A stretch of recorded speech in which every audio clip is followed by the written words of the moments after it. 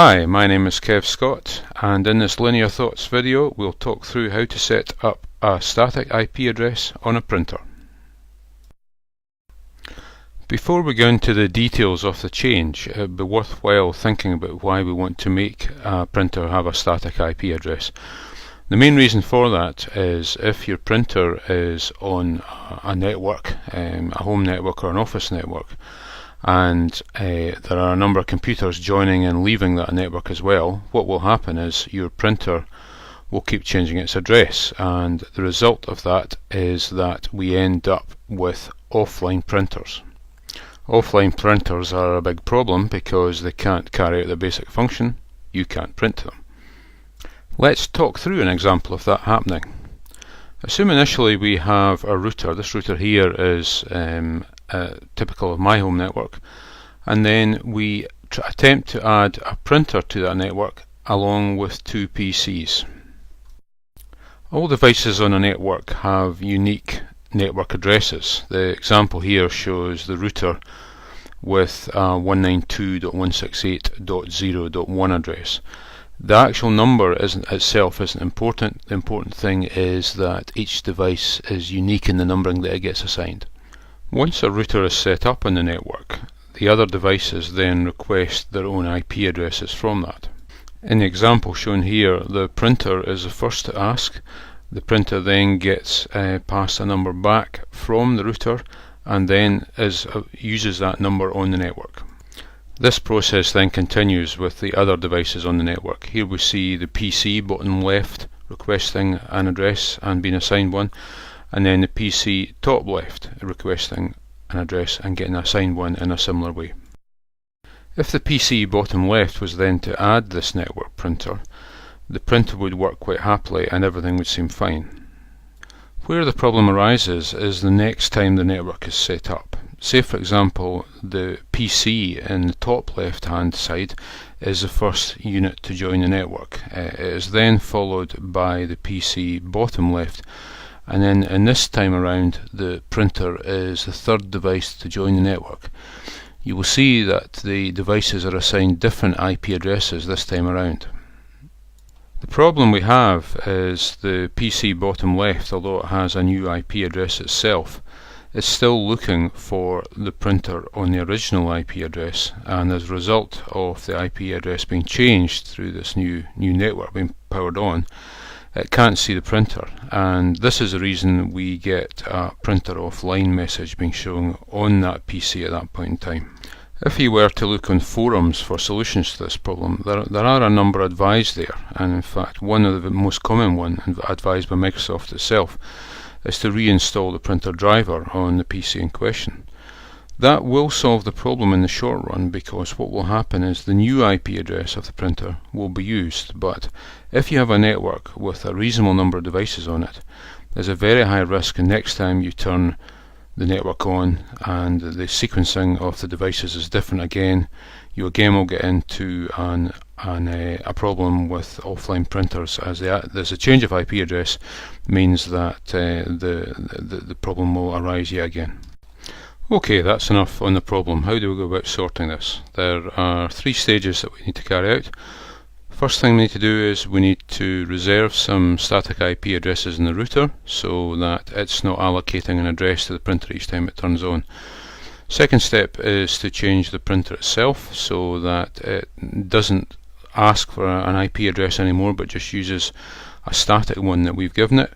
And the third and most straightforward of the three steps is just to remove the old printer driver from the PC and add a new printer to use that fixed address. And once that's been carried out, we won't have any problems anymore with offline printers. Okay, let's go and set up the router. Routers normally have the full range of IP addresses set up to automatically allocate numbers, and what we're going to do is reduce the top end of that number range so that it reserves some locations that we can fix the printer at in terms of its IP address. So let's get that underway. Here's my router setup page. You're looking for something like LAN IP setup, and within that there'll be a range of addresses that are used as DHCP server. We're taking the 254 number and changing that to 240. Having done that, we're now going to apply these changes to the router. So we're now going to apply here. The router now tells us that changes to the IP address will require the router to be restarted. So we accept that, and the address range is now reduced as required. The next thing to do is change the printer so that it uses a static IP address rather than asking the DHCP server for one. There are two types of printer that we could be looking at here. There are some printers that have a control panel on them, and it will be possible to directly change these settings through that route. The printer I have here is one that doesn't have those facilities, and the way we're going to demonstrate by doing it here is through a web-based interface. To access it through the web, the first thing we need to do is to find out what address it is currently set up at.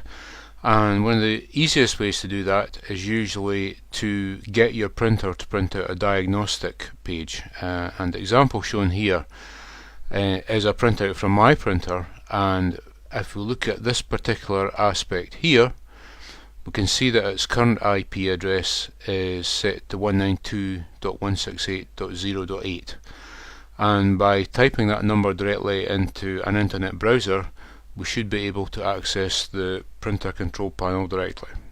Okay, having obtained the IP address from the printout, I'm now on the web page and accessing the printer settings. What we're going to do here is change from an automatic IP address to a manual IP address, and I'm going to choose an IP number that is higher than the limit I set in the router. So we set the limit at 240 in the router, so we're going for 250 here just to give some margin there. In terms of the subnet mask, set it to what the printout previously advised it was set to. Typically that's 255.255.255.0. And then apply those changes, and the job is done. Having finalized the printer setup, we now come on to the final stage, which is deleting the printer currently set up on your PC and replacing it with one that uses a static IP address. Here we see the devices and printer window on my PC, and we can see that the DeskJet printer is greyed out, currently shown as offline. If we look at the properties associated with that and go into the ports, we can see that the printer is currently set up 192.168.0.8. We can also see earlier IP addresses where printer drivers have been installed, as well as an opportunity to try and address this. What we're going to do now is remove the printer and now add a printer. As the printer dialog comes up, we select a network printer. Just allow the PC to search for the printer, and our printer at its new static IP address 192.168.0.250 should appear. Just searching just now.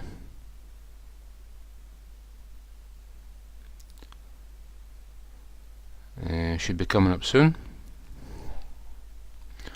And there we have it. It's found the printer again, but this time at the static IP address. So we can stop the scan now. There's no other printers on this network. Select that. Move on. The PC is now talking to the printer. It's established that we already have a driver for this, because that makes sense. It's the same printer we had previously. So we'll just carry on with that. Give it a name. Initialize the system. In my case, I don't want to share the printer with other users, and I can print a test page to check everything's okay, and it is highlighting that it is. That concludes this video, and hopefully this has been of some benefit to you in terms of addressing your offline printer problems. For more videos and more tips on technology in general, please visit our website at www.linearthoughts.co.uk.